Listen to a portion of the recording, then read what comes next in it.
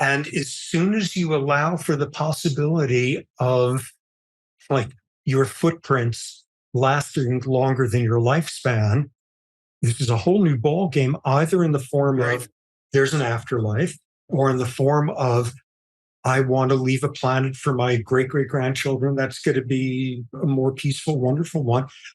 Whoa, that's a whole other world of like what you're doing now. The footprints you leave after you are going to matter.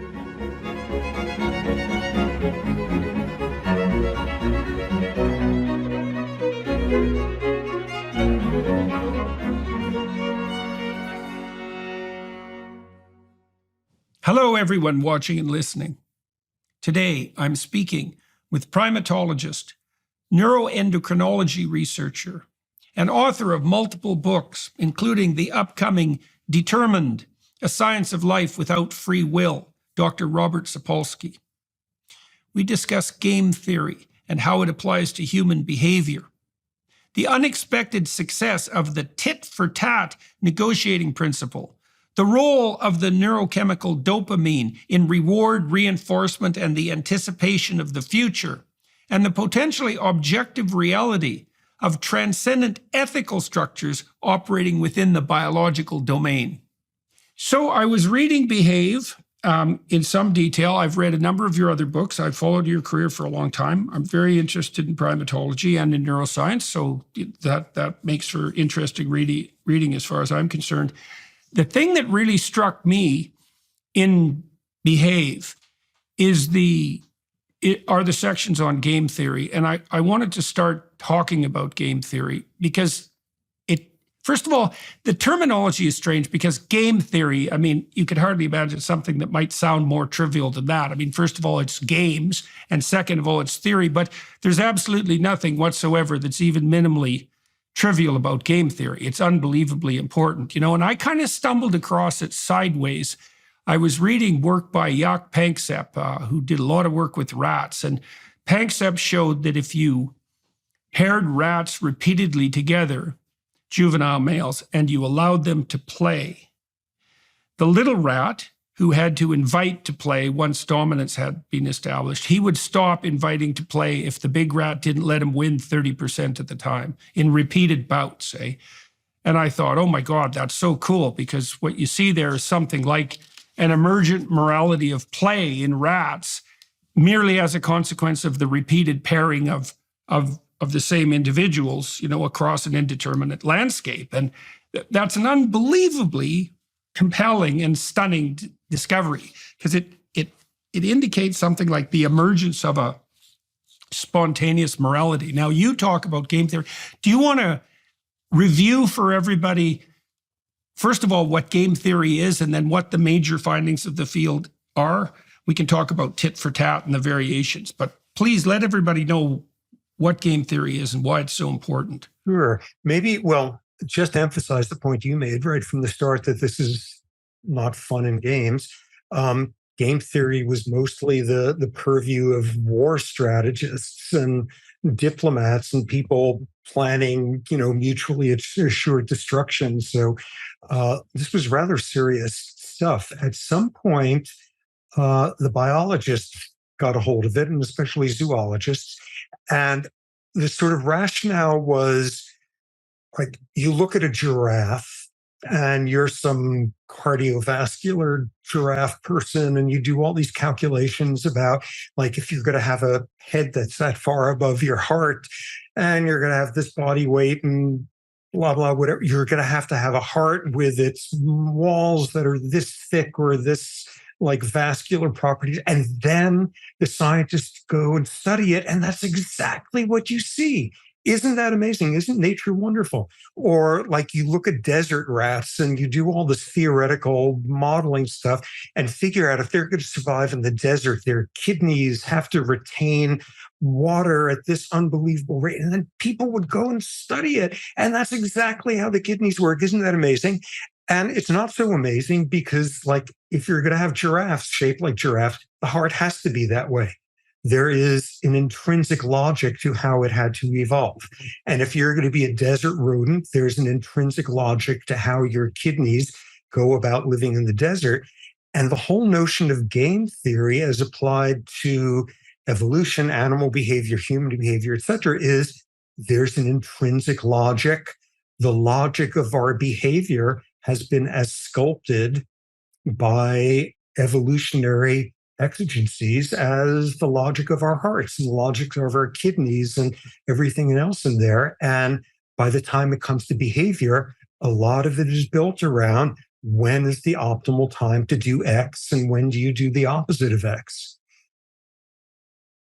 So you talk about, all right, so let's review that for a minute. So your point, as I understand it, is that there's going to be necessary constraints on the physiology of a organism, and those constraints are going to be reflective of its environment and the peculiarities of its morphology. And you can predict that a priori, and then when you match your predictions against observation, at least some of the times they match, there's an analogy between that and behavior in that you can analyze the context in which behavior occurs and the physiology of the organism. You do that in particular in Behave as you map out the nervous system from the hypothalamus upward toward the prefrontal cortex.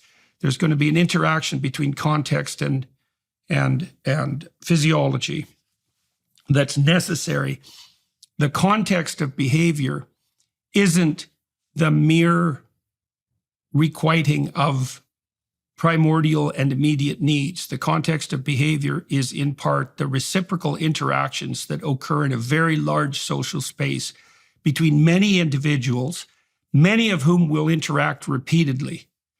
And there's something about repeated interactions that's absolutely crucial.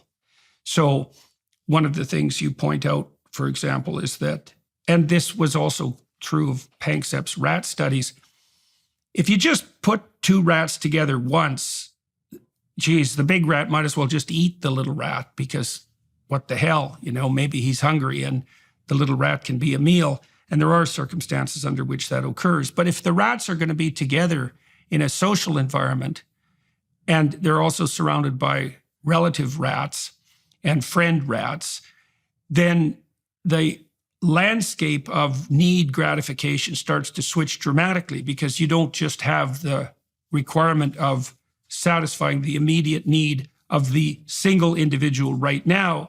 You have the problem of iterated needs across vast spans of time in a complex social environment. Yeah, and wonderful jargon for it is the shadow of the future, which right. talk about that, which is wonderful poetic way of, exactly that notion.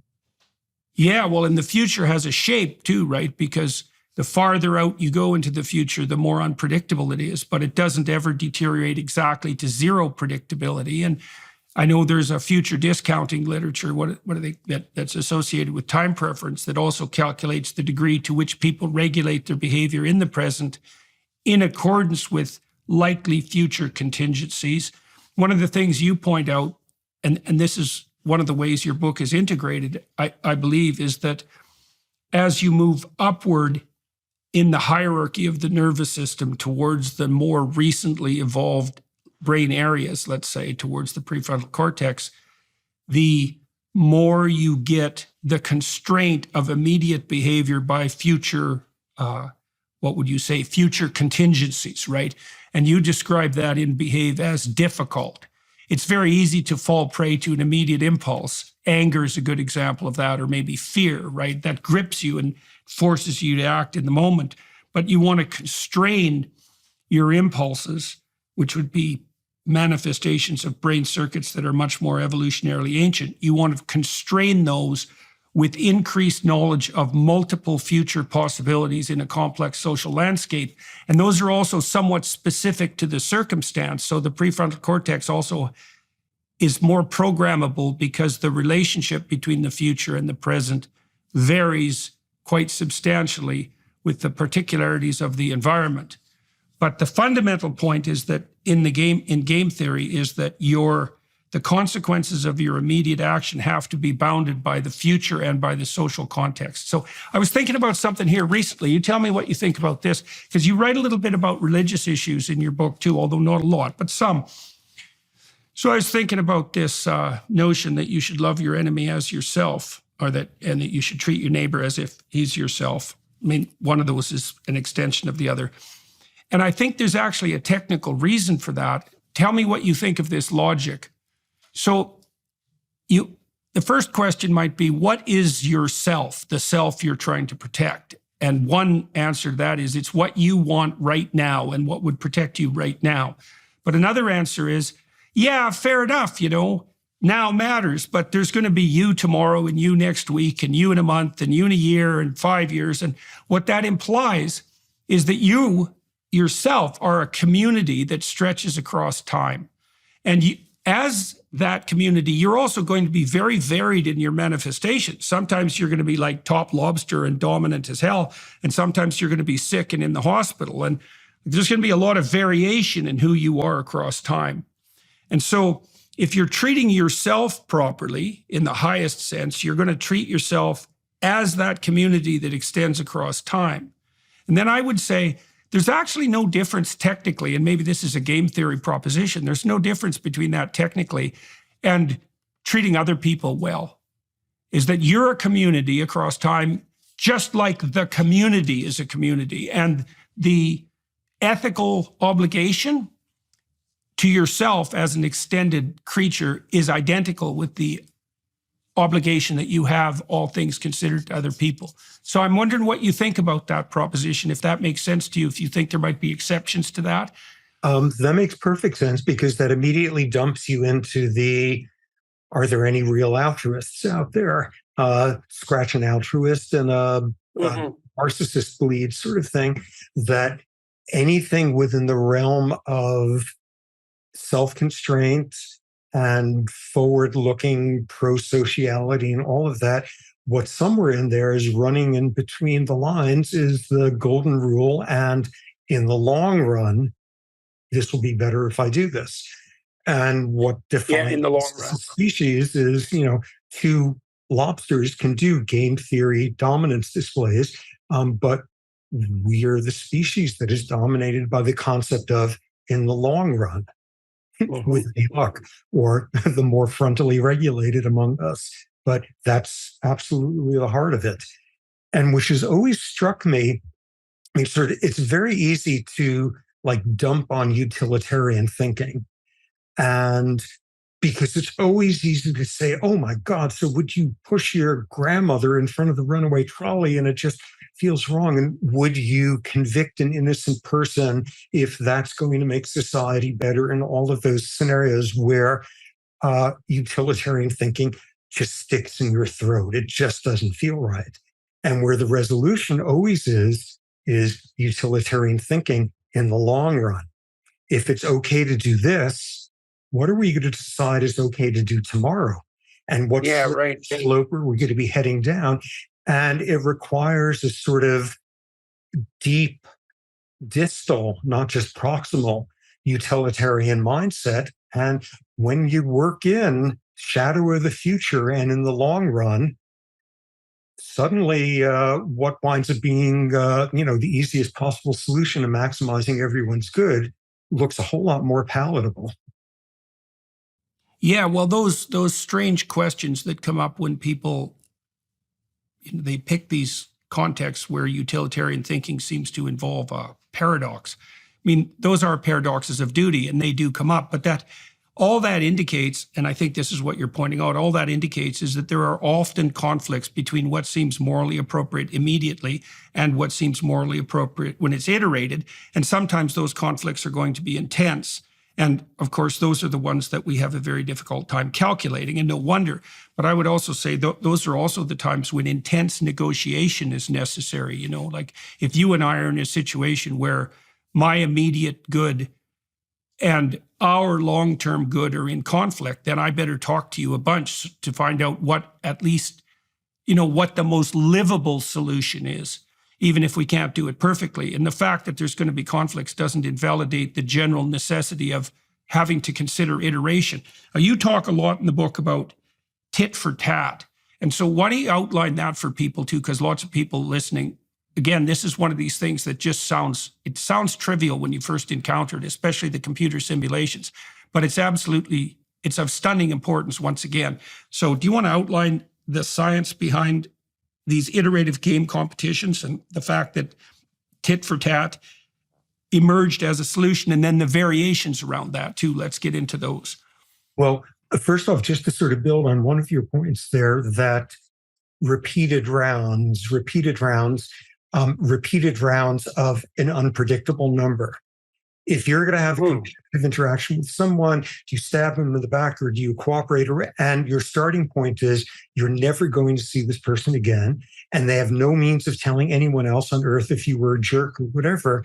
The only real politic thing that anyone could ever do is don't cooperate, stab them in the back.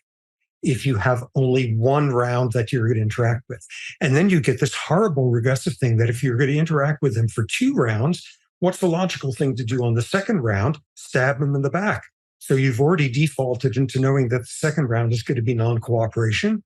So what do you do in the first round? You already know the second round is a given, so you might as well stab them in the back on the first one.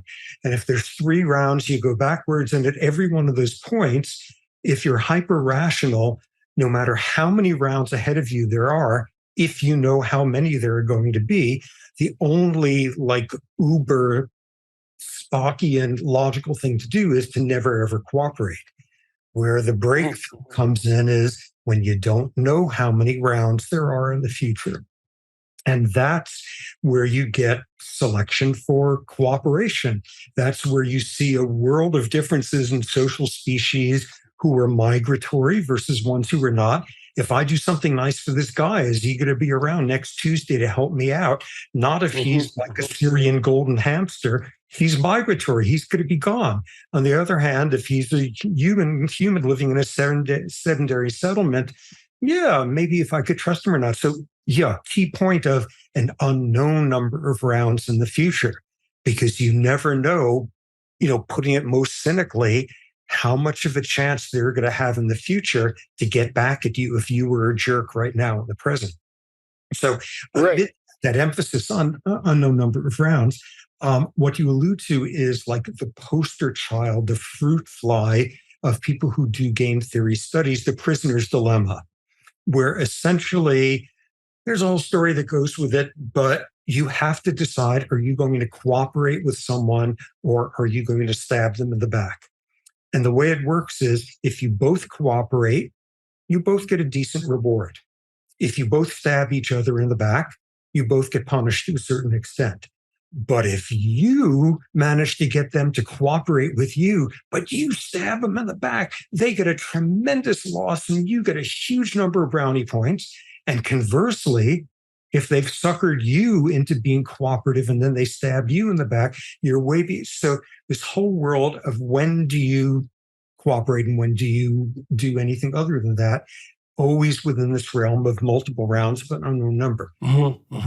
So this guy, Robert Axelrod, who's like this senior major figure in sort of political science, teamed up with this evolutionary biologist, W.G. Hamilton, one of the gods in that field. And they said, well, let's talk to a whole bunch of our friends who think seriously about this stuff, and tell them about the prisoner's dilemma, and have each one of them tell us what would their strategy be when playing the prisoner's dilemma. How would you do an unknown number of rounds and maximize your wins at the end? And they asked Nobel Peace Prize winners and Mother Teresa and prize fighters and warlords and mathematicians, and they collected just a zillion people's different strategies.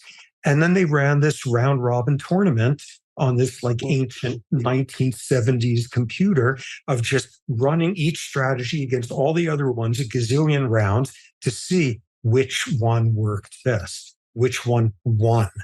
Or in the terms that evolutionary biologists quickly started using, which strategy drove all the others into extinction. And the thing that flattened everybody was you had these people putting in these algorithms and probabilities and fuzzy logic and God knows what. And the one that beat all the others was the simplest one out there, tit for tat. You start off by cooperating. If the other guy is a jerk at some point and stabs you in the back, the next round, you tit for tat him back. You stab him back. If he goes back to cooperating, then you go back to cooperating. You've forgiven him. If he keeps on being a jerk, you keep on being a jerk. And even though what you see is by the person being a jerk, they're always one round ahead of you. And that seems pretty disadvantageous. You're always going to be one step behind the individual who stabbed you in the back. When you get two jerky cheaters together, all they do is constantly stab each other in the back and they get the worst possible outcome. And what you see with something like that is with tit for tat, if you're a nice cooperative guy and start off with that assumption, you lose the battles with the jerks, but you win the wars because cooperators find each other. And this strategy outcompeted everyone, and everyone couldn't believe it because of how simplistic it was. And that was exactly, it was straightforward, it was easy to understand. Its starting point was one of cooperation, giving somebody the benefit of the doubt from the start. It was nonetheless not a sucker, it was punitive, it was capable of retribution. And if the other player who had sinned against them corrected their ways, it was forgiving. And it was as simple, and this outcompeted all of the other ones. And what everyone sort of in the zoology world went about saying at that point is, oh my God, do animals go about tit for tat strategies when they're in competitive circumstances where they've got to decide, am I going to cooperate or am I going to cheat and that sort of thing? Has evolution sculpted optimal competitive cooperative behavior in all sorts of species to solve the prisoner's dilemma problem? And people went and looked, and it turned out, what do you know? Evolution had sculpted exactly that in all sorts of species with phenomenal, interesting findings where if you experimentally manipulate one animal to make it look like they're not reciprocating in something that somebody else just did for them, and everybody punishes them one round afterward and they go back to cooperating again and everyone forgives them, that's tit for tat. All sorts of species out there were doing tit for tat. Fabulous example of this.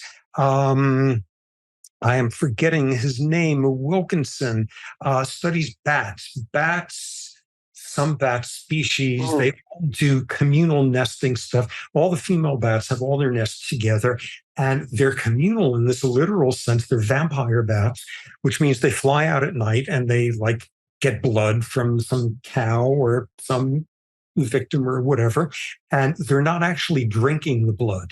They're storing it in their throat sacs. And they come back to their nest, and what they do is they disgorge the blood then to feed their babies.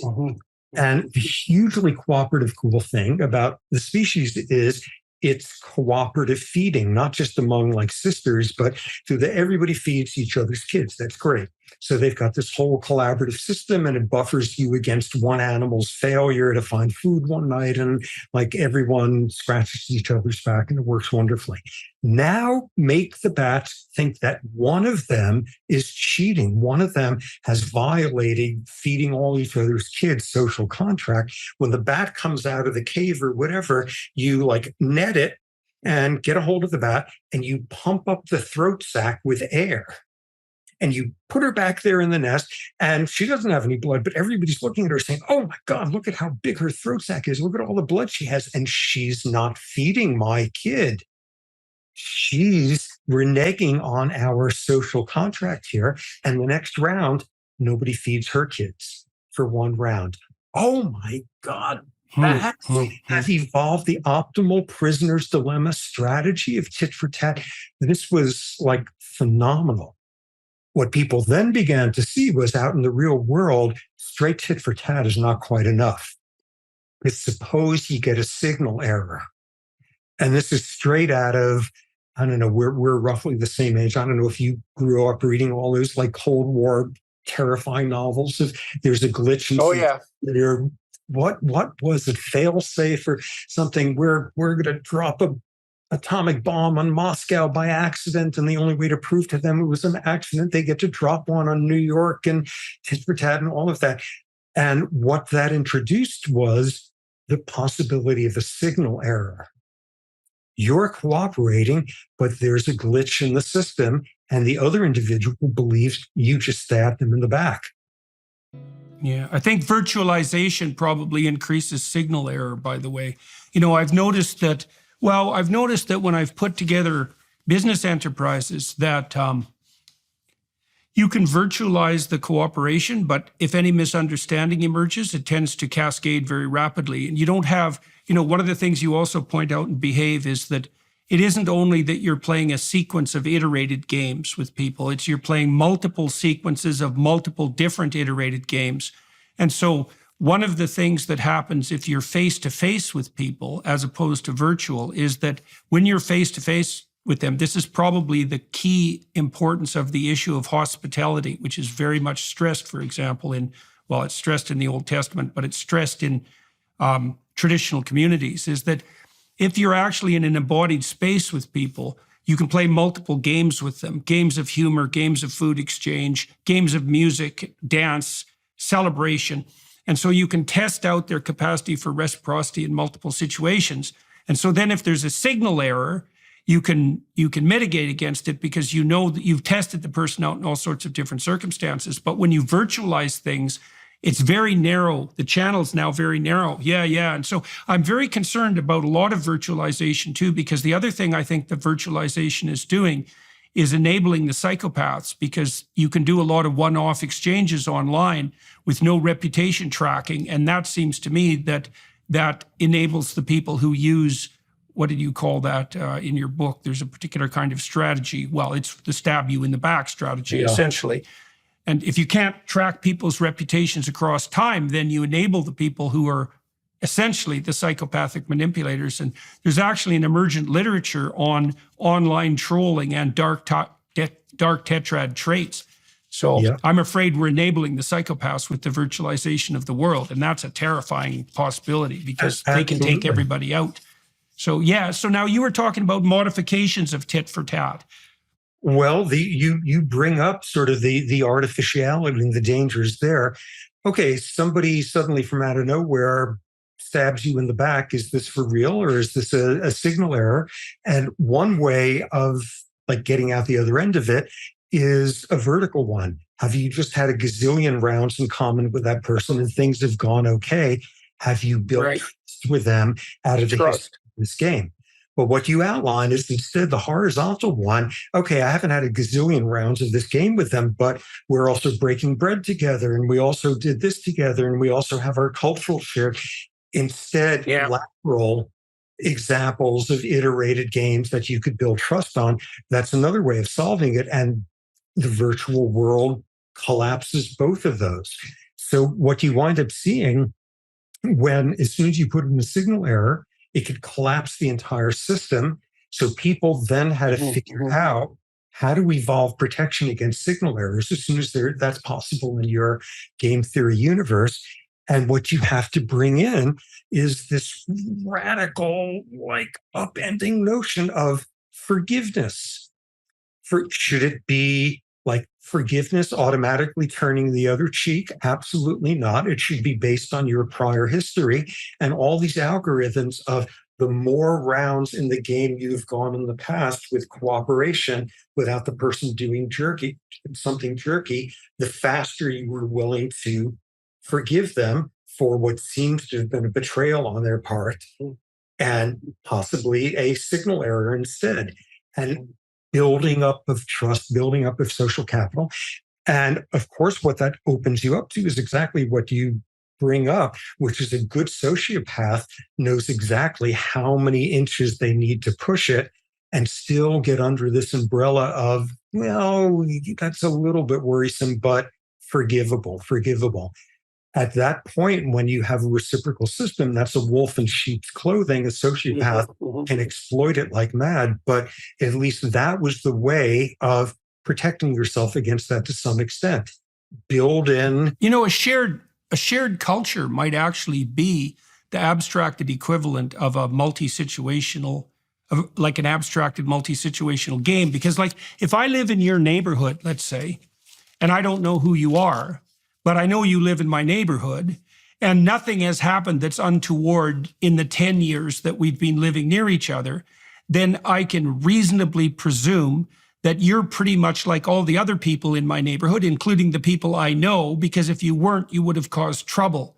And so, you also talk in your book about the fact that we have a proclivity to demonize the foreign, let's say, right? To fail to differentiate the foreign into the individual, which is a better way of thinking about it. But one of the ways that we probably circumvent that with regards to shared culture is that we presume that people who are like us, which means they share our culture, are playing the same game as us. And because nothing has gone wrong when they've been in the vicinity, we can assume that they're individuals rather than the dragon of chaos itself. Let's say we can extend to them the a priori luxury of being individuated instead of being treated like the barbarian mob, right? And so that's not prejudice precisely. It's just the extension of the inclusion of a game into everybody who shares our culture. And it would make sense that the thing is, the less someone is part of your culture, let's say, the less abstracted evidence you have that they're direct participants in a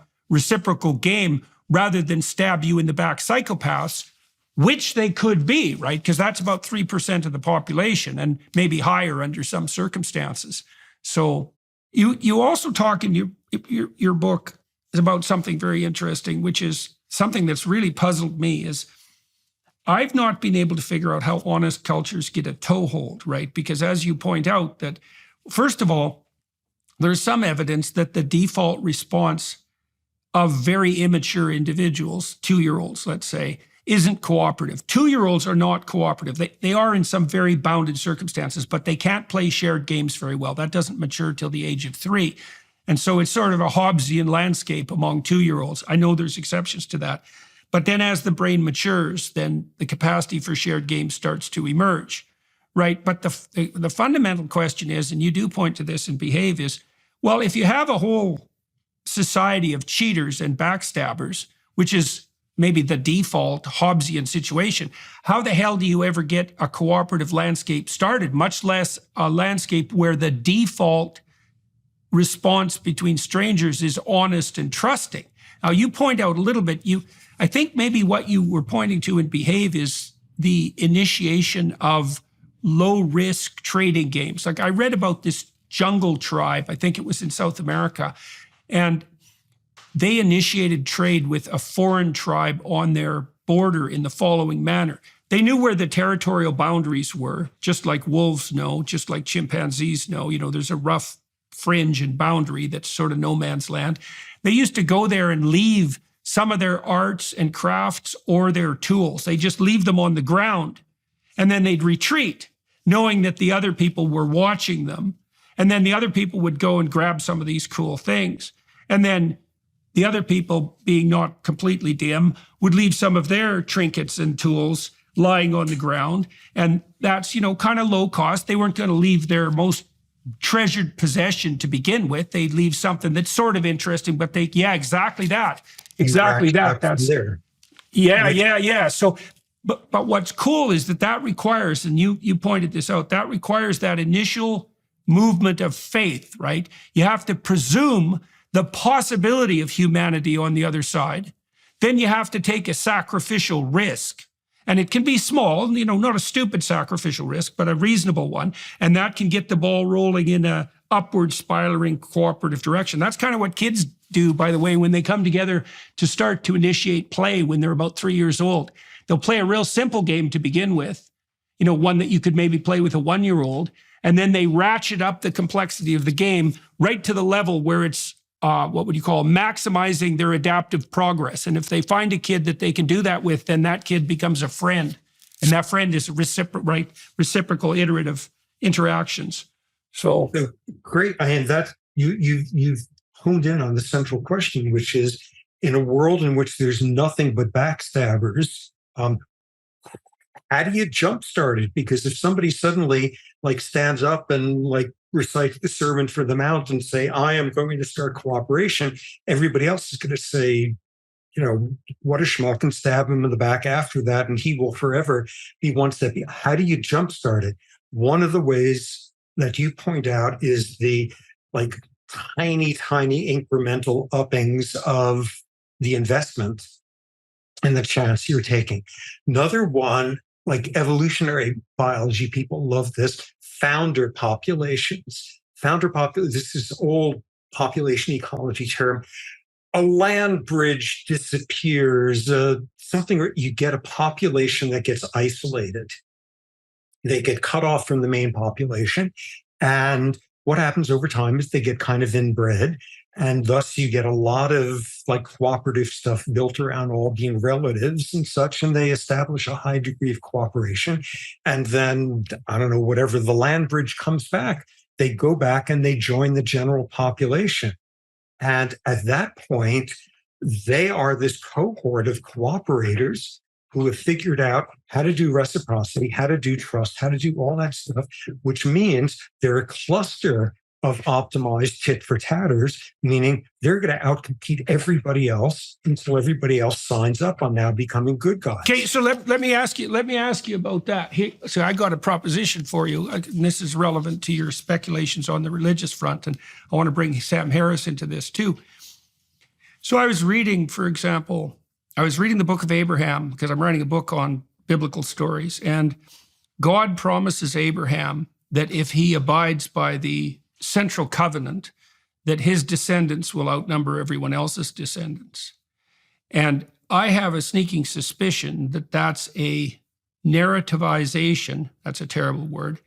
It's a translation into story of the tit-for-tat reciprocal altruistic motif, which is that if you abide by this higher order sacrificial principle, and I'll return to that sacrifice idea, if you abide by this higher order sacrificial principle, all things considered across the longest possible span of time, your descendants will outcompete all other descendants. And one of the things that's very cool about that story, so when God reveals this truth to Abraham, who's decided to act in a proper sacrificial manner, right? He's sacrificing the present to the future in the optimized manner. Then God says, look, don't be thinking that this is going to be straightforward because your descendants are actually going to struggle for a number of generations. But if you can hold out for the long run, and it's 4 generations in this particular story, then you can be certain that the pattern of adaptation that you've chosen is going to work well for you, but also very, very well for your descendants. And so, I know that Sam Harris, who's very concerned about the problem of evil, has been trying to ground a transcendent morality in objective fact. And I think I can admire Sam's motivation and his concern with great evils, like the evils of the Holocaust, for example.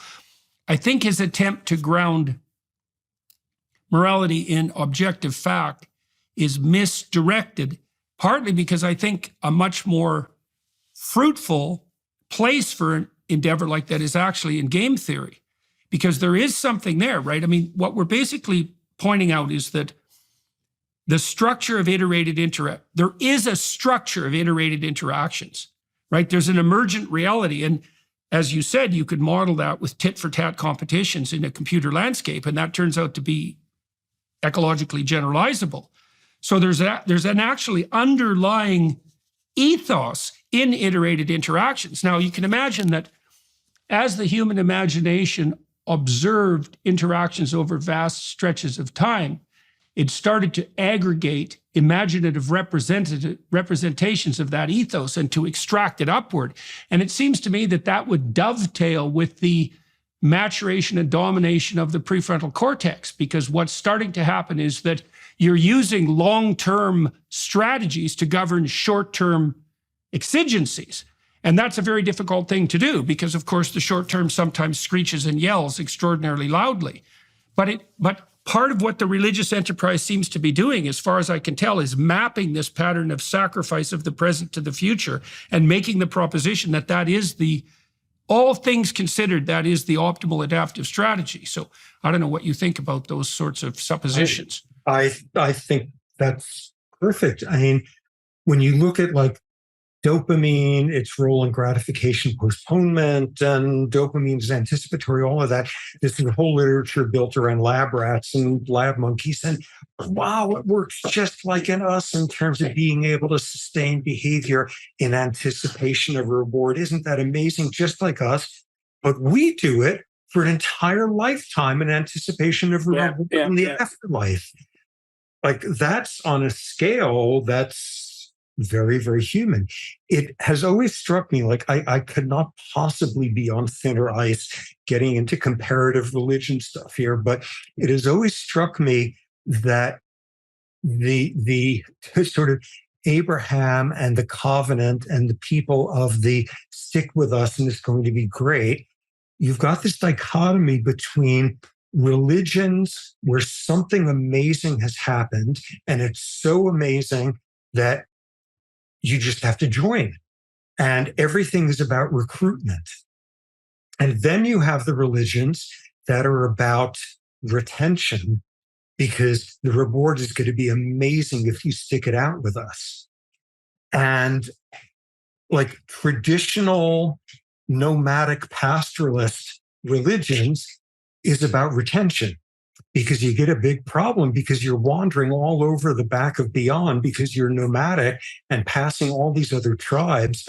And maybe the grass seems greener with them. So maybe it's a good time to decide to sort of switch over to those folks there. Stick with us, because it's going to be amazing when the Lord finally comes through with all his promises. That's like an ecological adaptation to nomadic pastoralism, which is where the Old Testament came from.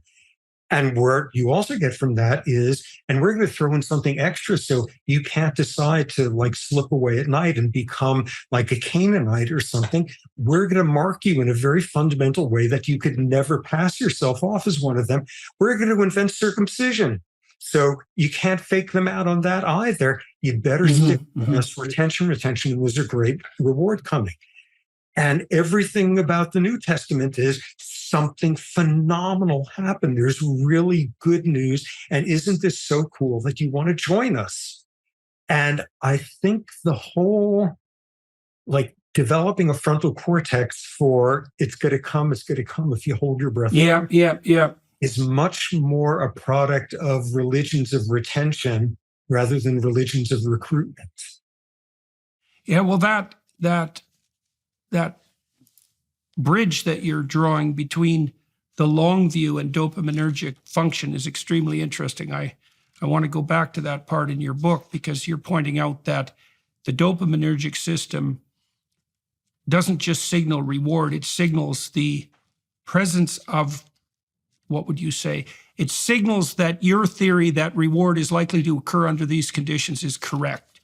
Yeah. Right. So it's reinforcing, what it's doing is actually reinforcing the potency and integrity of a predictive system that's actually predicting positively. And you would want that reinforced.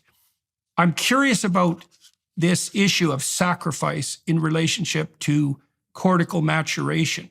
Because one of the things, this is like a definition of maturity, you might say, is that the more mature you are, the more you are able to forego comparatively immediate gratification for probably larger but deferred gratification, right? So you start to tilt in the direction of the future rather than the present. Okay, so in the story of Cain and Abel, for example, so Cain and Abel are the first two human beings, right? Really, because Adam and Eve are made by God, so forget about them. Cain and Abel are the first actual human beings. That's when work is invented, right? Because sacrifice and work are the same thing. When you work, you're not doing what you want to in the moment. When you work, what you're doing is not doing what you want to in the moment so that the future will be better or so that your family can thrive, right? It's deferred and social. It's deferred and communal. It's like the definition of work. And then the idea is that if you work properly, whatever that means, and that's what Abel does, then your sacrifices are going to be rewarded by God. Whereas if you hold back and you take the psychopath route and you pretend, then you're going to be deeply punished. But the fundamental issue there, and this is the question that I have for you, is that it seems to me that there's a very tight relationship between the insistence that sacrifice is necessary and maturation and the emergence of the prefrontal cortex as a predictor of deferred future reward out of the landscape established by the limbic system that's much more concerned with immediate gratification. So it's sacrifice compared to immediate gratification. And then there's a discussion of what constitutes proper sacrifice. Exactly. And that's where, like, you study dopamine neurochemistry and this receptor subtype of the dopamine receptor, blah, blah, all of that. And when you really look at the system, what you have to come away with is we humans have the exact same neurochemical system as every animal out there. And we have a totally unrecognizably different one because we mobilize the same damn molecule and the same like mesolimbic cortical pathways. And we do it so that our great grandkids will have a better planet. And we do it for an after, like we do it on a. Well, do you think there's any difference between that and the idea of an afterlife? Like, I mean, if I'm thinking 6 generations into the future, why wouldn't that be represented symbolically as something like an afterlife? Because it is an afterlife. I'm dead. And if I'm trying to conduct my behavior in a manner that's so moral that it's actually echoing properly 1,000 years into the future, I don't really see any difference between that, practically speaking, and my conception that my behavior should be governed by something like infinite regard for the potential future. I mean, it's tricky, right? Because you have to discount the future to some degree to survive. But all things considered, you're still trying to set up a situation where your behavior in the present maximizes the utility of your behavior across all possible iterations out into the future. And as soon as you allow for the possibility of like your footprints lasting longer than your lifespan, this is a whole new ball game, either in the form of there's an afterlife, or in the form of, I want to leave a planet for my great-great-grandchildren that's going to be a more peaceful, wonderful one. Or even in the form of, like, every time you sit at like a typical funeral where everybody's going through the usual eulogies of like distortively amplifying the good traits of someone and ignoring the bad, what's going through your head is, how do I want to be remembered? Whoa, that's a whole other world of like what you're doing now. The footprints you leave after you are going to matter. And like all the versions we have, we would like to think the students we train, we would like to think people 300 years from now are going to think we've composed the most amazing like mass in B minor, and that's satisfying. Yeah, we've invented a whole weird world of being able to have anticipatory motivation built around stuff that's going to last longer than us. And in some ways, you could be like a Paul Ehrlich and think about what's going to happen to the planet in a century from populations, or you could think about the afterlife, but any of these are like radically human domains. That's that extension of knowledge of knowledge out indefinitely into the future, right? Which is something that seems to characterize human beings. And that might also be a consequence of cortical expansion, right? The discovery of that infinite future. Yeah. And so, okay, so let me ask you a question. Let me ask you a question about that too. Yes, I'm not exactly clear. I've spent a fair bit of time studying the dopaminergic system and its relationship to reward and reinforcement.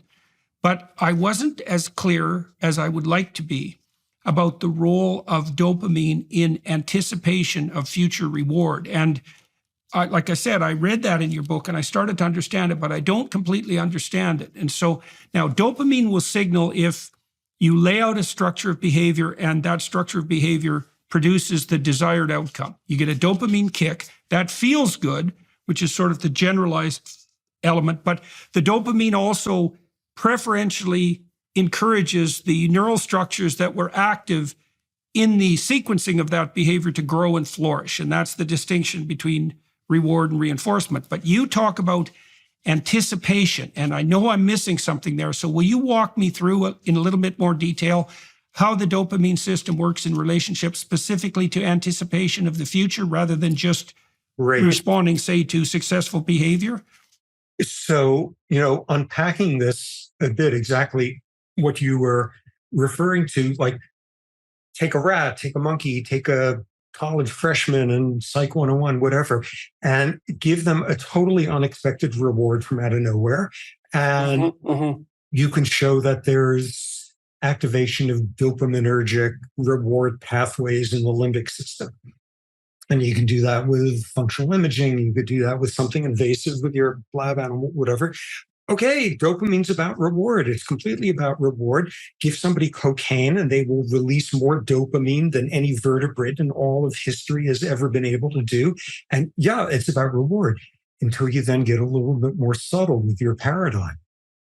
And now you take that, human, rat, monkey, and put them in a setting where you've trained them in a contingency. A little light comes on, which means now if they go over to this lever and hit the lever 10 times, they'll then get a reward. Signal, work, reward, signal, work, reward. And as soon as they've learned it, when does dopamine go up? And what we think we just learned from the first example is when you get the reward. Not at all. It goes up when the signal turns on, because that's you sitting there saying, I know how this works. I know how that light tells me I'm on top of this. I know that lever pressing. I'm really good at it. I'm in familiar territory. Exactly. And I have agency, and this is going to be great. It's about the anticipation. So why I have agency? Why use that phrase? Because that's very interesting, right? Because agency implies that, well, it implies now that you're master of the situation, right? Is that you said you're on top of it. So is it the signaling that you're in it? It's got to be something like the signaling in a domain, the signaling that you're now in a domain where your behavioral competences are matched to the environmental demands, right? And that would be that's like being on sacred ground in a very, very fundamental sense, right? Because you know what to do there. And it seems profoundly logical. And then you see this gigantic piece of vulnerability and illogic in the system. Okay, so the light comes on, dopamine goes up. It's about anticipation. Really significantly, if you block the dopamine rise, you don't get the lever pressing. It's not just about anticipation. It's about the work you're willing to do, driven by the anticipation. So that's motivation, that's goal-directed behavior, all of that. Now you throw in this extra wrinkle. Like, well, we've been talking about our circumstances. The light comes on, you do the work, you get the reward. You do the work, you get the reward, 100% predictability, and you have a complete sense of mastery and agency over it. Now the grad student switches things to you do the work, you press the lever, you do the work on that, and you get the reward only 50% of the time. It's not guaranteed.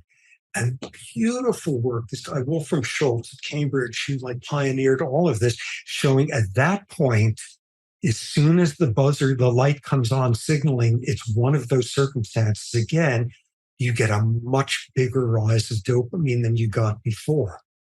Let me ask you about that. So what that seems to me to indicate is that you've now entered an environment where that's quasi-predictable, but now there's novelty.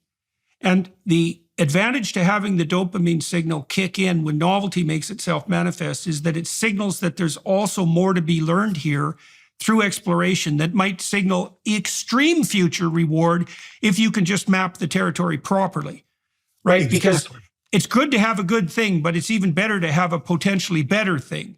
And novelty does contain, is that what's happening? That's exactly it. The most proximal thing that's going on in your head when suddenly dopamine goes 10 times higher is you've just introduced this word into the neurochemistry. You've introduced the word maybe. And right. Maybe is intermittent, that's incredible. Yeah. And what's always between the lines with maybe is exactly what you're outlining. If I keep pressing the lever, I'm going to figure out what the maybe is about and be able to turn it into I'm going to master this. I'll be the new master of a new territory then. Exactly. And the longer they can dangle the maybe in front of you, and the more they can manipulate you into thinking that what feels like a 50% chance of getting reward, in reality, it's a 1/10 of 1,000% chance, but they understand your psychology sufficiently. So that's intermittent partial reinforcement. And that's why it grips you, because it That's falsely Las Vegas. signals it falsely signals novelty treasure. And you can manipulate that. Now, you pointed out something extremely dangerous in your book, right? Because I'd thought about this in terms of building the ultimately addictive slot machine. You showed that if you're playing a slot machine and the tumblers almost line up 2 out of 3 or 4 out of 5, then you're much more likely to get a dopamine kick. So you could imagine a digital slot machine where you have multiple tumblers, where you code it to the player so that the machine knows that it's the same player playing, and that the proportion of almost lined up tumblers increases with gameplay. So then you'd have intermittent partial reinforcement combined with a novelty indicator that indicated that you were obtaining false mastery over the damn game.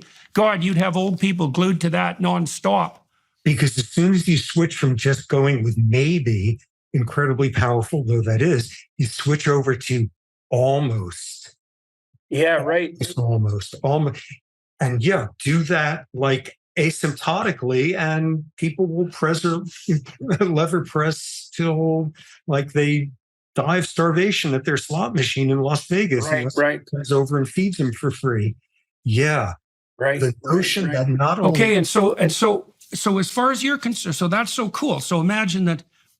So I was thinking mythological terms too, because so there's a hero element that's emerging there, because the hero in mythology is the person who goes into unknown territory and masters it, right? And the hero is a broad symbol, character, because the hero isn't just the person who goes into unknown territory and masters it, but also gains what's there and then distributes it reciprocally. That's the whole hero mythology, essentially.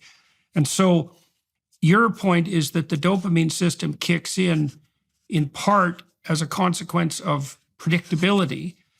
So that shows that you know what you're doing when you're in a place that's going to give you reward. So you're in a garden that's fruitful, but it's even better if there's an intermittent element of the reinforcement, because it shows you that there's fruit there that you have left to discover. And if you go down that pathway, you're going to be hyper motivated to go down that pathway. So you want to be in a garden.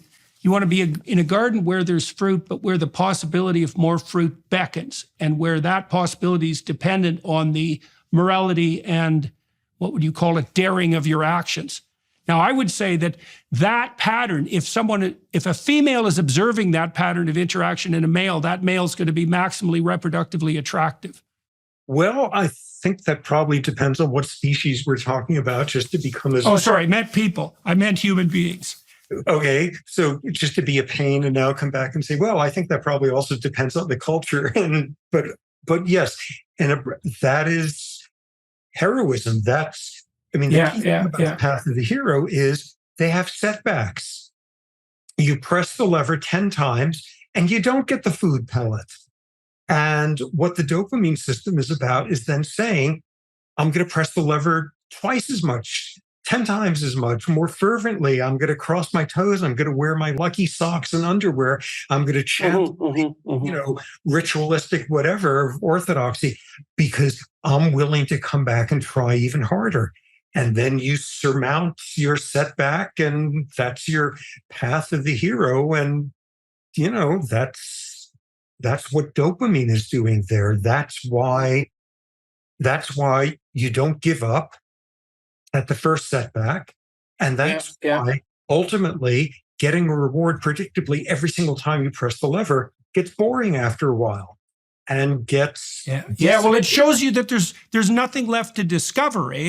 So that's interesting. So, because you imagine if the optimal garden is one that's fruitful, but where the possibility of more future fruit also lurks, then when it's reduced to merely being fruitful, there's an element of it that's dull, right? Because there's no more future there is predictability, and that's fine. It's better than privation. but it's not as good as an infinite landscape of future possibility.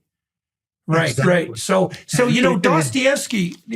So go ahead. If in addition, not only does sticking it out get you more mastery and eventually almost becomes definite and all that, but if also you're set up so that your sense of self becomes more solidified because you're sticking with it, because your metaphorical ability to look at yourself in the mirror and all, if that's an added layer of what you've been like acculturated into, whoa, you bet. That oxygen. Hey, so there's an analogy there. There's an analogy there with what you might describe as what would you say, the admirability of fair play. So imagine that you have a son who's playing a hockey game or a soccer game, and he's the star. But then when he scores a goal, he celebrates a little too narcissistically and he hogs the ball on the field, right? And then if his fellow players make a mistake, he gets pissed off and has a little tantrum. And you take him off the field and you say, look, kid, it doesn't matter whether you win or lose. It matters how you play the game. And he says, what the hell do you mean? I'm clearly the best player on the team. If people send me the ball, I score, we win. I'm not passing the ball to these losers because then we lose. What the hell are you talking about, Dad? And you don't know what to say, but what you should say is, look, kid, the reason it doesn't matter whether you win or lose, but how you play the game is because life is a sequence of never-ending multiple games. And you're a winner if people want to play with you. And if you're a little prick when you win any given game, and if you whine and complain because you've lost, even if you're an expert at that game, no one's going to want to play with you, and you're a loser, right? And I think it's analogous in a very profound sense to that prefrontal maturation that puts the future above the present. But I also think it's analogous in a deep way to the pattern of behavior that we talked about. And I don't know exactly why this is, but I know it's there somewhere, that's characterized by this wanting to be in the place where future reward beckons as well as present reward. Those things are going to stack. They have to stack on top of each other, right? Because otherwise there's going to be an intrinsic contradiction in the ethic. So there has to be a concordance between that fair play ethos and that exploratory ethos. Maybe that's in play, right? If you're a good player and you're out there on the field, you're not just trying to score the goal. You're also trying to play with various ways of scoring the goal. You're playing with your teammates. And so maybe it's in that play that you optimize exploration plus reward seeking at the same time. And you do that communally. And maybe that's signaled by the system of play. Jack Panksepp, the other thing he did that's so damn cool is Panksepp outlined the neurocircuitry of play. He was the first scientist to do that, to show that there's actually a separate circuit in mammals for play. And it's not exploration exactly, right? It's not exactly the same circuit that mediates exploration, but it's allied with it. So I don't know how that fits into dopaminergic reinforcement, but I know that play is intrinsically reinforcing. So, well, sort of two threads from obviously completely different universes of showing the power of this, exactly the point you bring up, which is in multiple games and multiple players in formal game theory, like you foster cooperation if there's third-party punishment, if you can right for being third-party punished, all these different layers. But one of the things that really, really chooses and selects for cooperation is if people have the option to opt out of playing with you. Yeah. Well, that's freedom of association, man. That's why that's a fundamental freedom. Exactly. And every mother is a good game theorist in that regard when she's saying, if you do that, you won't have any friends. Like that's incredibly, like that's one of the best lessons your dopamine system can get, either from the game theory and or from your mother, that the long-term goals look very different when you're simultaneously involved in umpteen different games at once with very different time courses. Yeah. Well, that's also relevant to that bat story you told, Abe, because one of the things I've been thinking about too. So there's a gospel phrase that says that you should store up your treasure in heaven and not where rust and moths and so forth can corrupt it on earth. And so And here's what it means as far as I can tell. And I want you to tell me what you think about this in light of our conversation. So the bat that has the pouch full of blood has that blood right then and there. And that's a form of treasure. Now, the problem with that blood is that it's a finite resource, and hunting, which is what the bats are doing, is sporadically successful. So even if you're a great hunter, and this is true with hunter-gatherer tribes for human beings, even if you're the best hunter, you're going to fail a fair bit of time when you're out, especially if you're on your own. Hunting is collective, and your success is erratic. So even if you're a great hunter, then you might say, well, what would make you the best of all possible hunters as far as your family was concerned? And that wouldn't be your skill at hunting. It would be your skill at distributing the fruits of your hunting among the other hunters. So they're so goddamn thrilled with what a wonderful guy you are that every time they hunt, you get some food for your family. And so what you do is you store your treasure in your reputation. And your reputation is actually the open book record of your reciprocal interactions across hunts, right? So you know go ahead. Open book, that's a small community.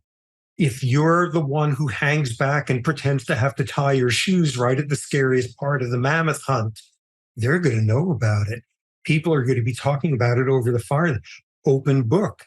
And like the agricultural transition and human industrial, one of the biggest consequences is you can have anonymous interactions. You lose all the open book conforming and forcing of reciprocity because anonymous, you can get away with it. But in like a setting like that, that's absolutely the constraining thing. And what's the term? The best among hunter-gatherers, the best insurance is somebody else having a full stomach. Yeah, right. Precisely. Well, then you use other people's bodies as your bank of future food. But even more abstractly, it isn't even their bodies, it's their mental representation of you as a reciprocal player.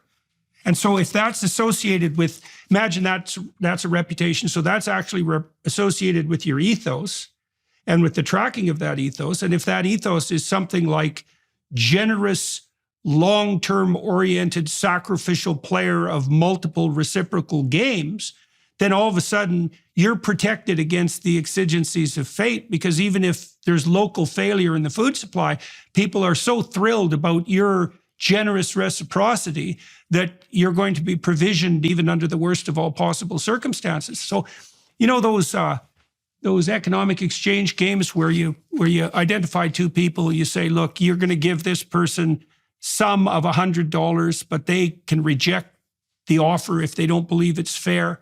You play those cross-culturally, and the typical offer is $50, right? It's about 50-50.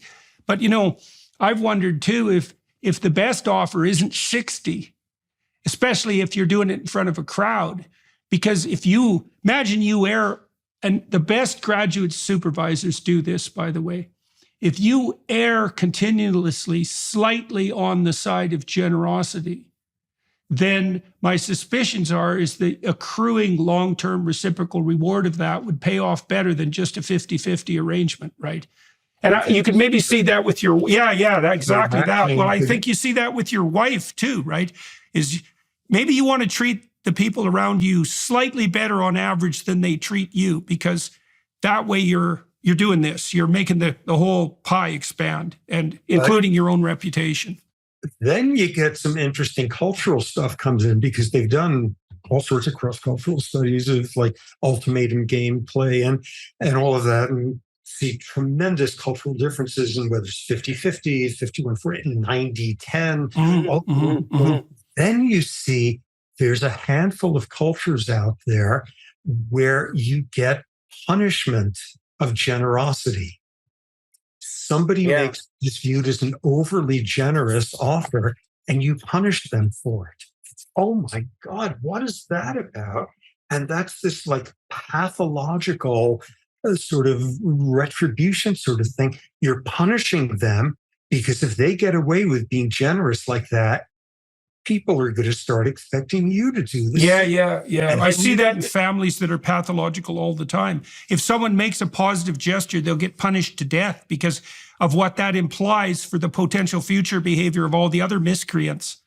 And what are those cultures? Like some of the ones where, like, God help you if you wind up being part of one of those ex-Eastern Bloc countries have the high rates of this paradoxical punishment for generosity. Oh, this guy's just going to make us look good. And then everybody's, whoa, that is a troubled society. If that's a proper. Well, that's a vision of hell. That's for sure, where you're punished for. That's what Nietzsche said about punishment. It's such a brilliant line. He said, and it was, look, if you're punished for breaking a rule, there's actually a form of relief in that, Because when you're punished for breaking a rule, that validates the entire rule system, and that's what used to predict the world. So there's a relief in being justly punished. So what Nietzsche pointed out was, if you really want to punish someone, you wait till they do something virtuous. And they punish them for that, right? And that's a good definition of hell. Hell is the place where people are punished for doing what's truly virtuous. Yeah, and like you said, you don't want to be in a society like that. Maybe that's not as bad as it gets, because things can get pretty bad, but it's pretty bad. Well, that's a pretty good predictor of societies with incredible rates of child bullying and spousal abuse and substance abuse and social capital that's gone down the drain. And that's what those cultures are like. And yeah, that's a pretty bad world in which generosity is explicitly and enthusiastically punished by the crowd of Yahoo peasants who arrive to get forks at that point. Yeah, one of the things that I've talked to my clinical clients about, and my family members too, and a little bit more broadly lecturing, maybe it has to do with this initiation of an expanding and abundant tit-for-tat reciprocity, is that, if you're really alert in your local environment, you can see people around you playing with the edge of additional generosity. So people will make these little offerings, that's a good way of thinking about it, where they just go out of their way a little bit in a sort of secretive manner. They'll sort of sneak it. It's like a student who writes you an essay and dares to sneak in one original thought just to see what the hell happens.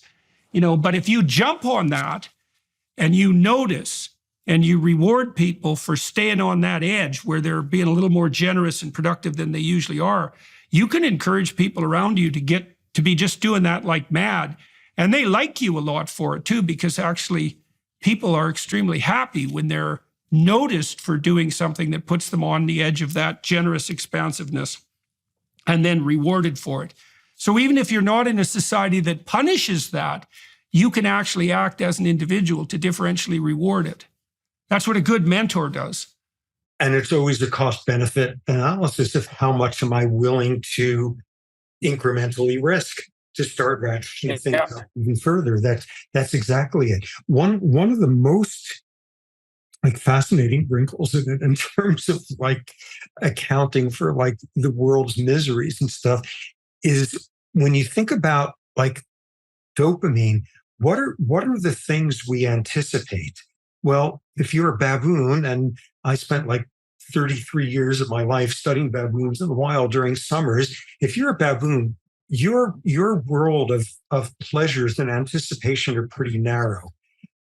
You get something to eat that you want, you get to mate with someone that you want, or you're in a bad mood and there's somebody smaller and weaker who you could take out on with impunity. That's basically the realm of pleasures for a baboon. And then you get to us, and we have all that, but we also have liking sonnets, and we also have taking cocaine, and we also have solving Fermat's last theorem, and we also have, we've got this ridiculously wide range of pleasures. We're the species that can both secrete dopamine in response to cocaine or winning the lottery or multiple orgasms, and also secrete dopamine in response to smelling the first great flower in spring. And it's the same dopamine neurons in all those cases. And what that means is we have to have a dopamine system that can reset incredibly quickly. Because some of the time, going from 0 to 10 on the dial is you've just gone from no nice flower smell to nice flower smell. And some of the time, going from 0 to 10 is you've just like conquered your enemies and gone over the Alps with your elephants or something. And this is fabulous. We have to constantly be able to reset the game on our Well, dopamine system. Well, you point to something else there that's really cool too, is that so now you could imagine a garden that has fruit in it, and then you could imagine a garden that could even have more fruit in it, but then you could imagine refining your taste so that you can now learn to take pleasure in things that wouldn't have given you pleasure before. That's what artists do, is they offer people a differentiated taste. So, if you think of a landscape painting, it's like there are certain visual scenes now that we regard as canonically beautiful, but it's virtually certain. I mean, I know there's an evolutionary basis to that to some degree, but it's virtually certain that our taste for beauty is at least in part informed by the brilliant geniuses of the past who were able to differentiate the world more and more carefully and say, look, here's actually a new source of reward, right? And people do that when they invent a new musical genre or a new form of dance, is right. So not only can we multiply the rewards indefinitely if we're pursuing the proper pathway, but we can differentiate the landscape of potential rewards, I would say virtually indefinitely. Now, that would be part of that prefrontal flexibility that can modify our underlying limbic responses too, even though we're, running down the same dopaminergic trackways, let's say, that the poor baboons run down. Which is totally cool and so human and all, but has like this massive tragic implication, which is the only way you could use the same dopamine neurons and same dopamine range from 0 to maxing out for like both haikus and like lottery. If the system resets, it's got to keep resetting as to what the scale is, what the gain is on the system. What that means is it constantly resets. It constantly habituates. And what that means is like the most tragic thing about the human predicament. Whatever was a great unexpected reward yesterday is going to feel like what you're entitled to today and is going to feel insufficient tomorrow. Like so Dostoevsky in Notes from Underground, he wrote one of the world's most compelling critiques of, what would you call it, satiating utopianism. So Dostoevsky said, essentially, if you gave people everything they wanted, nothing to do but eat cakes, lie around in pools of warm water, and busy themselves with the continuation of the species, so sort of ideal baboon life, that people would eventually purposefully rise up and just smash all that to hell, just so something interesting would happen, because that's the sort of crazy creatures we are. But, you said that's a tragedy, and you can understand that, right? Because it means that today's satiation is tomorrow's unhappiness. But by the same token, it's also the enabling precondition for the impetus to discover new landscapes of reward and new forms of reward, right? Because if you didn't habituate to what you already had, I think you'd fall into a kind of infantile satiation, and maybe you'd just fall asleep, right? Because if you're this is the difference between satiation and incentive reward. If you're satiated, then you just fall asleep. Consciousness isn't for satiation. Consciousness is for expansion, something like expansive exploration. If we didn't habituate to reward, we would just satiate, and then we wouldn't need to be conscious. It's something like that. I mean, this is a huge, half full, half empty thing. We're the species that's always hungry because yesterday's excitement is not enough tomorrow. And that means it's never going to be enough. And we're the species that yearns in that way and is never satisfied. And thus, among other things, we're the species that then invents, technology and poetry and the Matarita and wheels and fire and everything. Yeah, it's like it's this double-edged. Okay, so but I'm going to go back to this Abrahamic story because it's very interesting in this regard, right? We talked about it already in relationship to the possibility of a particular ethos coming to dominate an evolutionary landscape. But something very interesting happens at the beginning of the Abrahamic story. And Abraham is the father of nations. So this is a good classic narrative example. So Abraham is actually fully satiated at the beginning of that story because he's like 75 and he has rich parents. And all he's done his whole life is like lay in the hammock and eat peeled grapes. And like he has everything he needs, absolutely everything. And then this voice comes to him and says, this isn't what you're built for. You should get the hell out there in the world, right? And Abraham hearkens to that voice, so to speak. He leaves his satiated surrounding and he goes out into the world. And actually what happens is quite catastrophic. It's certainly not, it's not a simple comedy, the story, because he encounters war and famine and an Egyptian tyranny, and the aristocrats conspire to steal his wife, and he has to he's called upon by God to sacrifice his only son. And it's like, it's quite the bloody catastrophe. But the idea in the story is that the path of maximal adventure is better than the path of infantile satiation. And so you might say, human beings are eternally dissatisfied. I mean, that's one way of looking at it. Or you could say, well, there's an abstract form of meta-satiation, let's put it that way, that's the same as being on, it's like a bloodhound being on the trail. It's the pleasure of the hunt. It's the pleasure of the adventure. It's the pleasure of that forward seeking, right? And I like to think about it like Sisyphus, except that what Sisyphus is doing is pushing a sequence of ever larger boulders up a sequence of ever higher mountains. It's not the same. It's this continual movement upward towards some unspecified positive goal. And then the ultimate satiation isn't the top of any of those mountains. It's the sequential journey across that sequence of peaks. And I suspect that's what that dopamine system is actually signaling when it's, because that would make sense with regards to anticipation. It's the happiness of pursuit rather than the other way around. And that's incredibly addictive in that regard. You can't get rats in a normative social environment addicted to cocaine. You have to put them you have to isolate them in a cage. So if you have a rat that's going about his rat business, he's got his rat friends and his rat family and his rat adventures, he won't succumb to cocaine like an isolated rat in a cage. So one of the things that's also worth contemplating, and this is relevant to your last book and maybe your next one, is that because you're looking for a solution to something like the human propensity for violence, you might say, well, if we're not on the true adventure of our life, which would be signaled by optimal dopaminergic function, let's say, then we're going to look for all sorts of false adventures.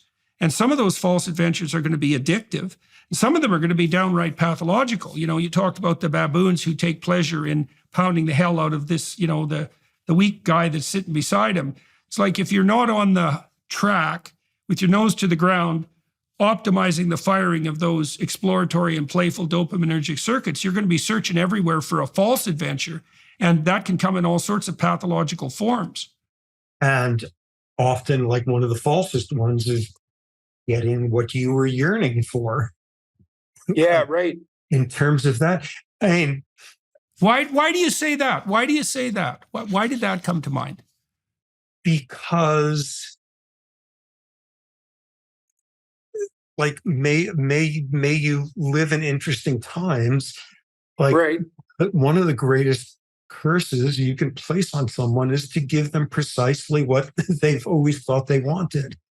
And things get a little more nuanced than that. And I love Borges' stories. His one, The Immortals, where off going through this traveler journey, or going through the deserts and the fruit jungles and all of that, searching for this mythic tribe of immortals. And he eventually finds them because they found this river that you drink from it and you're immortal, and they've been immortal. And how cool is that? And they're perpetually on the move because what they're doing is they're now looking for the fabled river that will give them mortality. Immortality turned out to be a total drag, and they're going out of their minds with how pointless this all is. So this is their new quest, because it turns out like what they wanted wasn't quite what they really wanted. Well, there's an old Jewish story about God. It's a code. It's like a Zen code, except it was the ancient Jews that came up with it. What does the God who is omniscient, omnipresent, and omnipotent lack? And the answer is limitation. Yeah. And so one of the corollaries of that is God and man are in a sense twins, is that the absolute lacks limitation. And so for there to be totality, the absolute has to be paired with limitation. And that's because limitation has advantages. It's very paradoxical, that limitation has advantages that totality lacks. And you can see that even in the creativity literature, because the creativity literature shows quite clearly that creativity is enhanced by the placing of arbitrary limitations. Like there's an archive online. This is very funny. There's an archive online of haiku that's devoted to nothing but the luncheon meat spam. There's like 50,000 haikus written about spam. I think, of course, MIT engineers set this up because of course they would. But it's such a comical example because it shows you that paradoxically, when you impose limitations, and that might even include the limitations of mortality, that you produce a plethora of creative consequences emerging out of that. And it isn't obvious, and this is what you were pointing to, it isn't obvious that if you transcended that, absolutely, that you would be better rather than worse off. I mean, it's a tricky question because we're always looking to be healthier and to live longer, and no wonder, but there is something to be said for limitation and the fact that you have to transcend that in an adventurous manner, right? It gives you, maybe life is the game that a particularly daring God would play, because it has an infinite cost, that's death. And God only knows what that enables. At the same time, it constrains. So what's it like working with baboons, sir? I mean, they seem like a particularly dismal primate species. So what's it been like spending the time out there in the baking sun, watching these like pretty brutal animals go at each other for 30 years? They're perfect. They're perfect for what I study. My sort of roots as a scientist was as a stress physiologist and trying to understand what stress does to the brain, not good things. What does stress do to vulnerability to mental illness? Not good things. What does stress do to your body? All sorts of stuff. It depends on who you are and your society and social rank and all of that. So in my lab, I spent forever studying the effects of stress on molecular biology of neuron death and all that. But out in the field, it was, okay, trying to make sense of these baboons. Who's got the rotten blood pressure? Who's got the bad cholesterol levels? Who's got the immune system that isn't working there? What does it have to do with their rank and patterns of social stress and patterns of affiliation and basically health psychology on baboons? And why them? They were the perfect species to study because they're out in the Serengeti, which was my field site, which is an amazing ecosystem. Like if you're a baboon, you live in these 50 to 100 animals or so out in the savannah. Nobody messes with them. Once a year, a lion picks off someone. Most of the time, you can't touch them with that. Infant mortality is lower than among the neighboring humans. And you only spend 3-4 hours a day doing your day's foraging. And what that means is you've got like 8-9 hours of free time every day to devote to generating psychological stress for everybody else. They're exactly like us. None of us get ulcers because we're like fighting for canned food items and bombed out supermarkets. We have this luxury of generating psychosocial stress because we're westernized, privileged humans. And baboons are one of the only other models out there because they've got 9 hours of free time every day. And if you're a baboon and you're miserable, it's because another baboon has worked very intentionally to bring that about. They're all about psychosocial stress. They're like bloody and tooth and claw has nothing to do with them. They're just like awful to each other. They're perfect models for westernized psychosocial stress. So they're not nice guys. Like I did not grow to love a whole lot of them over the decades, but wow, they're Machiavellian, backstabbing, and all their highest calling in life is to make some other baboon miserable. Right. So communal psychopaths. So you did point out in your book that you studied a baboon troop where because of a historical accident, there was a plethora of females. And then that took a lot of the competition stress away from the males, and they actually started to become more civilized. And so I have 2 questions about that. It's like, why did the baboons take the psychopathic prick route on the evolutionary highway? And what does the fact that that's modifiable? It's quite strange, really, that it's modifiable. What does that have to say, let's say, about free choice in the baboon world, about whether or not it's necessary to organize your whole society on the grounds of, tit-for-tat psychopathy? It tells you it takes some pretty special, unique circumstances to jumpstart all the barriers to cooperation. Right. Looking at, okay, you can have one person who's willing to gamble an incy bit of vulnerability to see if somebody reciprocates, or you can have a founder effect of an inbred cooperating group, or you can have, a whole bunch of ways of jumpstarting it. But then you get a totally quirky, unpredictable event, which was the thing that happened with my baboon troop. This was a troop my wife and I studied for years, and they had an ecological, unprecedented disaster thing that happened at one point. There was an outbreak of tuberculosis, not among my baboons, but among the neighboring baboons, one troop over, a troop that was living off of the garbage dump at a tourist lodge, and which is where it was tubercular meat coming from the tourist lodge. And tuberculosis, it takes Thomas Mann would have enough time to write hundreds of pages of a novel before TB kills somebody. TB kills a non-human primate in a couple of weeks. It's wildfire in terms of how destructive it is. So you had this neighboring troop that had, pig heaven. They had this garbage dump from a tourist lodge, and every day a tractor came and dumped all the leftover desserts and stuff from the tourist dinners and banquets. And so they were living off of that. I actually did some studies on that troop and showed they got the starts of metabolic syndrome. They got elevated triglycerides. They got borderline diabetes. Like us, the same, but they had better infant survival. The same pluses and minuses of a westernized, overly indulgent diet. But they had the greatest spot on earth.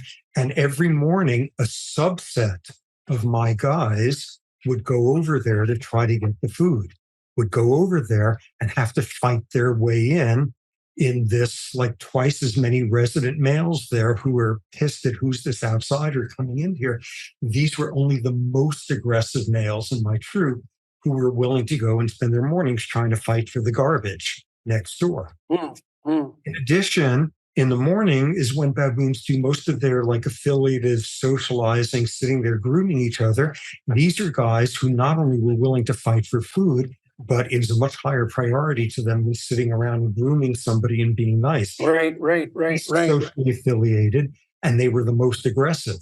So they're the ones who wound up getting killed by the TB. It wiped out about half the males, and it wasn't the high-ranking 50%.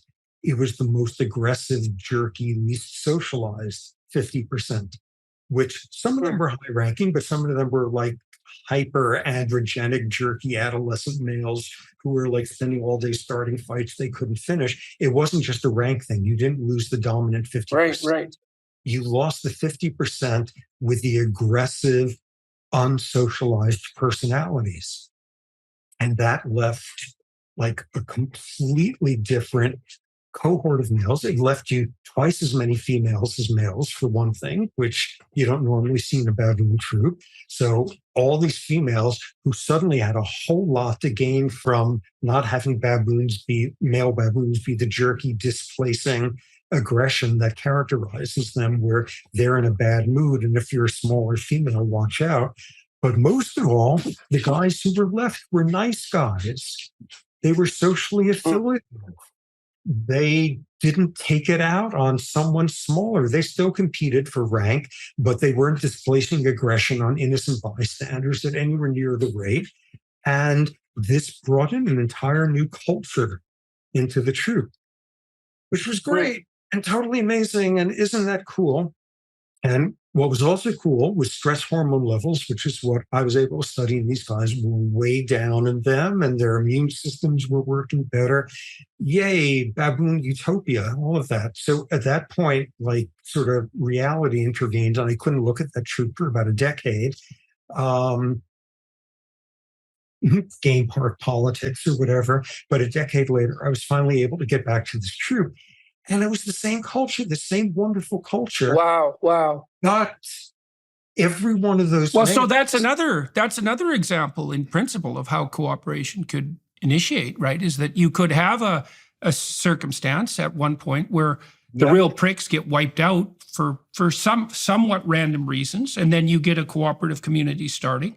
I've also read, and I don't remember who wrote about this, who suggested that over time, human beings, we really domesticated ourselves by using third-party enforcers to wipe out most of the psychopathic males. And that also might have been a contributor to the initiation of something like a cooperative tit-for-tat reciprocating community. Exactly. And long before we figured out that you pay third-party enforcers by hiring them as police or something, third-party enforcers gain prestige and trust in groups. Conspicuously, that's the payoff for it. But the thing that was most remarkable there is baboons, male baboons grow up obviously in their home troop, and around puberty, they get totally itchy and they get ants in the pants, and they pick up and they transfer to their adult troop, which could be next door, could be 60 miles away.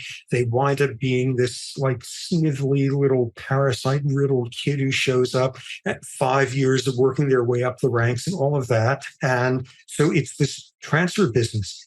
A decade later, when going back to look at this troop, all of the males who were there at the time of the TB outbreak and survived it because of their personality, they had long since died. All of the adult males were ones who had joined the troop since then as adolescents. They had joined in, and they were still civilized. They had learned, we don't do stuff here like that. Wow, that's amazing. That's really amazing. Cultural transmission. And what became like so damn interesting to look at is, how were they doing it? How were they transmitting this culture? And the best we were able to figure out, it wasn't observational. It wasn't that like these new horrible kids show up and they just watch all these other like male baboons being nice, because there's zero evidence for observational learning of any sort of cultural transmission of stuff like that. Whoever discovers that is going to be the king of non-human culture stuff. So it wasn't that. So then you wonder if there's self-selection. Like it's only the nice guys who transfer into that troop. The males typically, they spend a few months, they check out this troop, they check out that one. Maybe it was self-selective. I always call this who would choose to go to Reed College model? Right. It's the hippie baboons. Yeah. But as it turned out, when these new guys joined the troop, they were just as aggressive and displacing of like adolescents as adolescents showing up in any other troop. It was not self-selection. And what it was adult males were not dumping on females anywhere near as much as in the normal troop. As a result, females were much less stressed, and their hormone levels showed this. As a result, females were much more willing to chance a pro-social interaction, reaching out to someone, than they would have been in a normal troop because the odds Wow. were better. And what you saw was in a typical troop, it would be 70 to 80 days before one of these new transfer males would be groomed by a female. In this troop, Is that equivalent to offering a fruit? yes. And in this troop, instead, it was in the first week. Females were much more relaxed and were willing to take a chance. And what you saw was, like, in a world in which, like, females were grooming you and big adult males weren't dumping on you, and you could sit under, like, olive trees and all of that, over the course of the first 6 months after the transfer, these guys dropped the aggressiveness. It was not an inevitable state in them. It was a default. They defaulted in a world in which they were not stressed and dumped on, because the females weren't stressed and dumped on, because the resident adult males were nicer guys. This trickled down decrease of stress, and they would default. And 6 months into it, they were like one of the regular old, like, commune hippies there.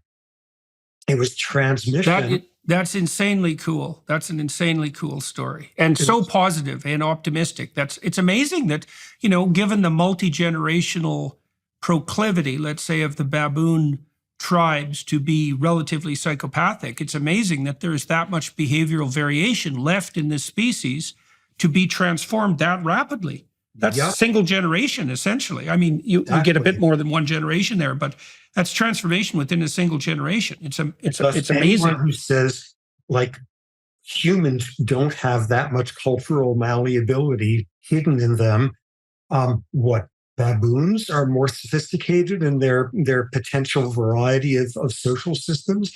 Anyone who says, like, humans are not capable of having a radical transformation, blah, blah, like, if baboons can do it.